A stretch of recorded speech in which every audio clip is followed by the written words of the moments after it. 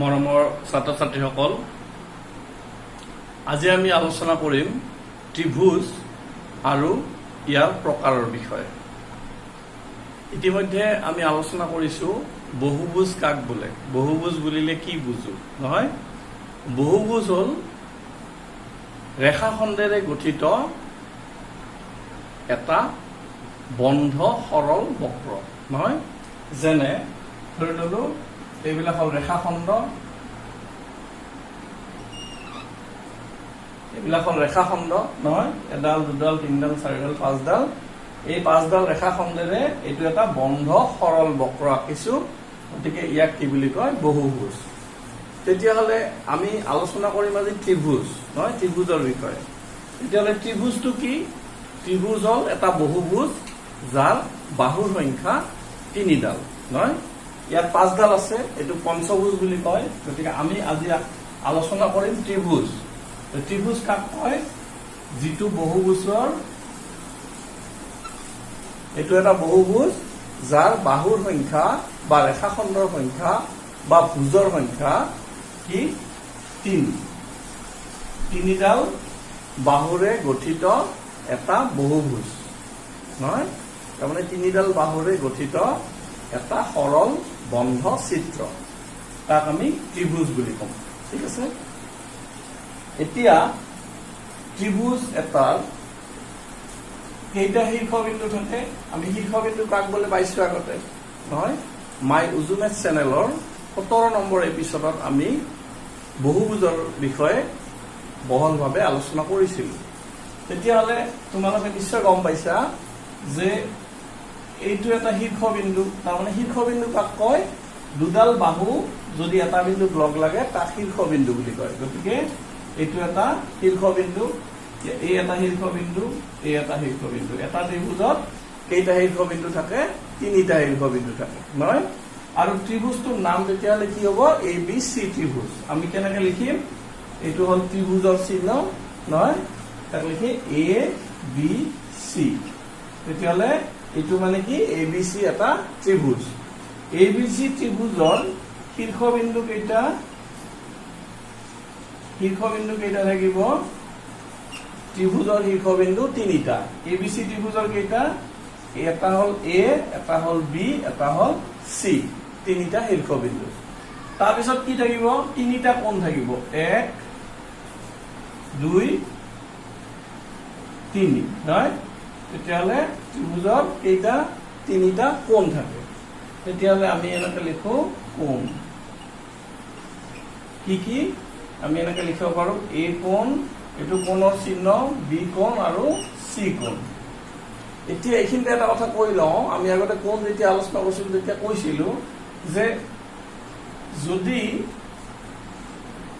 ধৰি লোৱা এইটো P বিন্দু, এই P বিন্দুত এই তিনিডাল ৰেখাখণ্ড আহি লগ লাগিছে আৰু ইয়াত বহুত কেইটা কোণ উৎপন্ন হৈছে নহয়।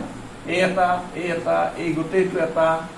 গতিকে ইয়াত যদি আমি P কোণ বুলি কওঁ তেতিয়াহ'লে আমি কোনটো বুজিম? এইটোক বুজিম নে এইটোক বুজিম নে গোটেইটোক বুজিম? হয়, তেতিয়া আমাৰ P কোণ লিখিলে আমাৰ দিগদাৰ হ'ব নহয়। সেইকাৰণে আমি ইয়াতে A কোণ, B কোণ, C কোণ লিখিছো, কাৰণ ইয়াত আমি দেখাই দিছো এটাই কোণ নহয়। কিন্তু আচলতে কোণৰ কথা যেতিয়া আমি লিখিম, কোণ বুজাবৰ কাৰণে যেতিয়া লিখিম, তেতিয়া আমি তিনিটা বিন্দু কথা লিখিব লাগে। কেনেকে লিখিব লাগে? নামাকৰণ কৰাতে, তাৰমানে ইয়াত ধৰা আমি নামাকৰণ কৰিছো কি? A কোণ। তাৰমানে এইটো A কোণ বুলি কৈছো। ইয়াক আচলতে এনেকে লিখিব লাগে, কোণৰ চিহ্ন দি পেলাই। এই যে A কোণ, A বিন্দুটোত আছে শীৰ্ষবিন্দুটোত। গতিকে আমি কি কৰিব লাগে? এই যে BAC, এইটোক মাজত ৰাখি লিখিব লাগে, নাইবা CAB। তাৰমানে কোণ উৎপন্ন হবৰ কাৰণে কি লাগিব? দুডাল ৰেখাখণ্ড লাগিব নহয়। সেই ৰেখাখণ্ডৰ দুডালৰ যি দুটা মূৰ আছে এইটোৰ বাহিৰে সেই দুটাও লিখিব লাগে দুইফালে, এই বিন্দুটোৰ দুইফালে। সেইকাৰণে BAC এনেকে লিখিব পাৰি, নাইবা CAB লিখিব পাৰি। বুজিছা? গতিকে আচলতে এইটো আমি শৰ্টকাটত লিখিছো যে A কোণ, কাৰণ ইয়াত এটাই দেখাই দিছো, এইটোৱে আৰু নিশ্চিত। কিন্তু সাধাৰণতে কি হয়, এটা শীৰ্ষবিন্দুত কেতিয়াবা দুটা বা চাৰিটা বা বেছি কোণ থাকিব পাৰে। তেতিয়া আমাৰ বুজাত অসুবিধা হ'ব, গতিকে আমি কোণৰ বিষয়ে এনেকে নামটো এনেকে লিখিব লাগে, ঠিক আছে।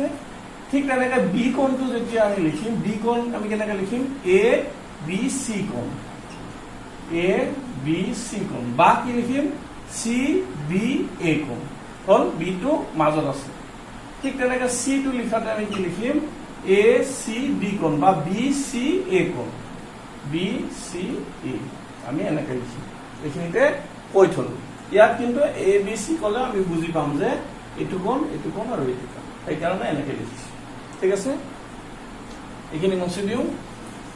এতিয়া ত্ৰিভুজৰ তিনিটা শীৰ্ষ বিন্দু আছে, তিনিটা কোণ আছে, আৰু কি আছে, তিনিডাল বাহু আছে নহয়, বা ৰেখাখণ্ড বা ভুজ, বাহু ভুজ বুলি কয়। সেইকাৰণে ত্ৰিভুজ মানে ত্ৰি মানে তিনি ভুজ মানে বাহু, সেইকাৰণে ত্ৰিভুজ কিয় নাম হৈছে, যে তিনিডাল ভুজ বা তিনিডাল বাহুৰে গঠিত বন্ধ চিত্ৰটো আমি কি বুলি কম, ত্ৰিভুজ।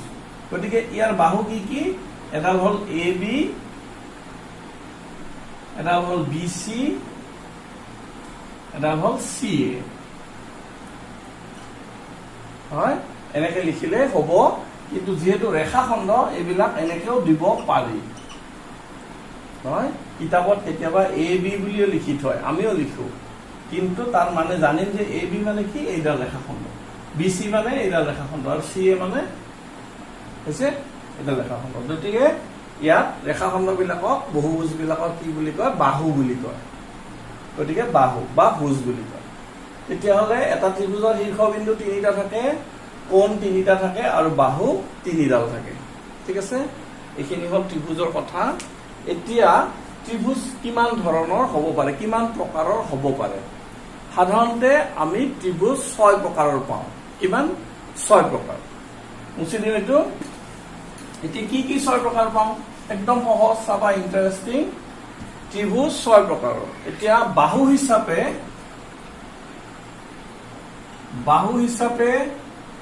ত্ৰিভুজ 3 প্ৰকাৰৰ। বাহু হিচাপে কেই প্ৰকাৰৰ, 3 প্ৰকাৰৰ। কি কি, যদি এটা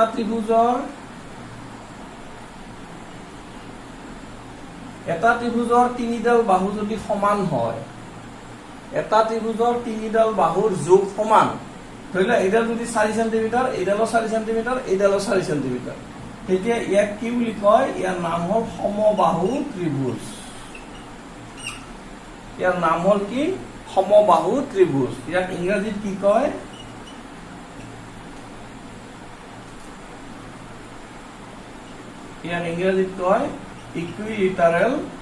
ইকুইলেটাৰেল ট্ৰাইংগেল। ট্ৰাইংগেল মানে ত্ৰিভুজ।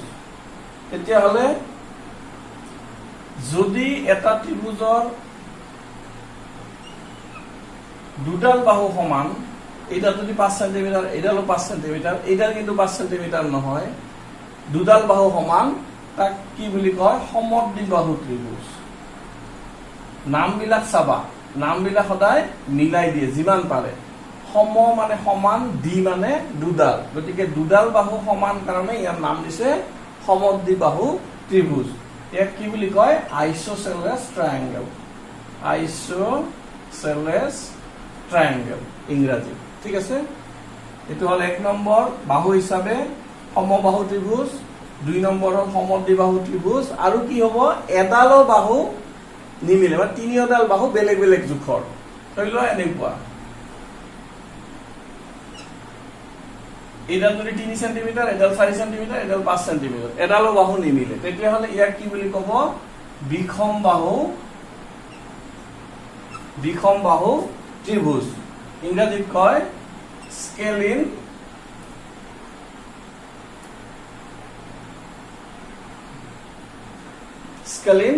ট্ৰাইংগেল।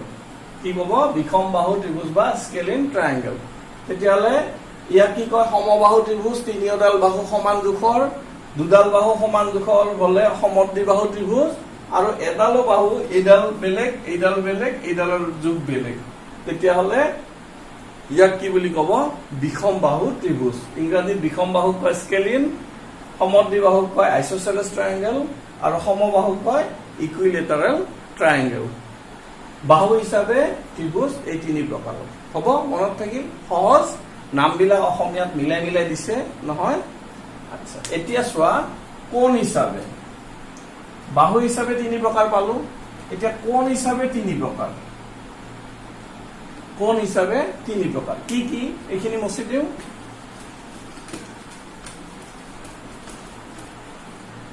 কোণ হিচাপে তিনি প্ৰকাৰৰ কি কি?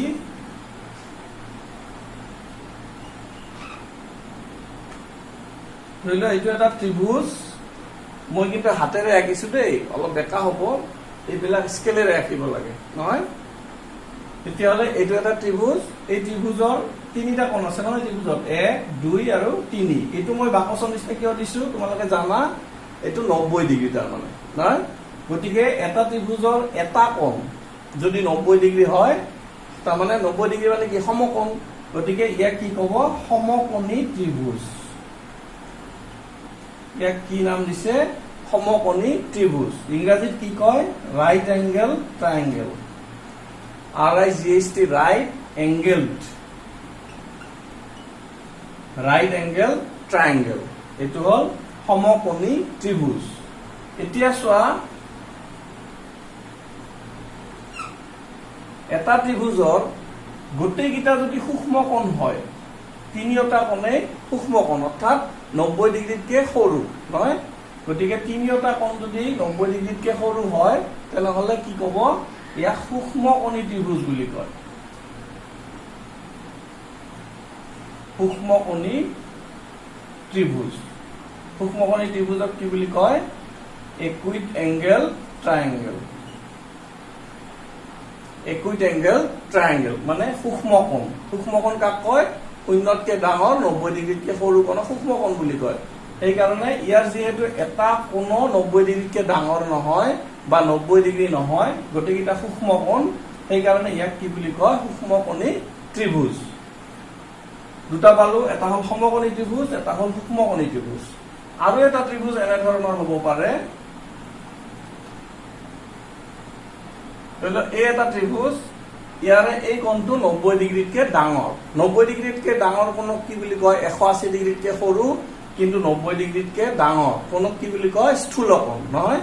গতিকে যি ত্ৰিভুজৰ এটা কোণ 90 ডিগ্ৰীতকৈ ডাঙৰ হয়, অৰ্থাৎ স্থূলকোণ হয়, তাক আমি কি বুলি কম? সেই ত্ৰিভুজটো স্থূলকোণী ত্ৰিভুজ বুলি কওঁ।